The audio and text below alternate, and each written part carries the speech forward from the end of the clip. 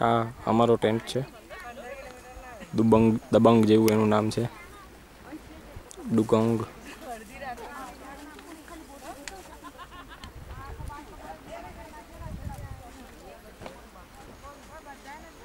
પહોંચી ગયા.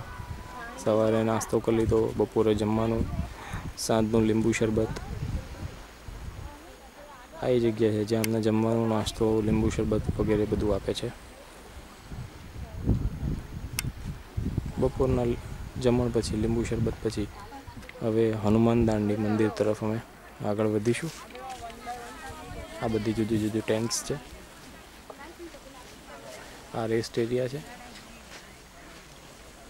જ્યાં જમ્યા પછી બપોરે રેસ્ટ કર્યો હતો.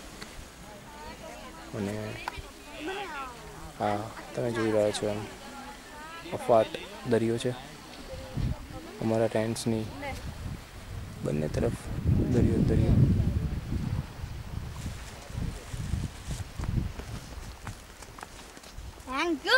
Thank you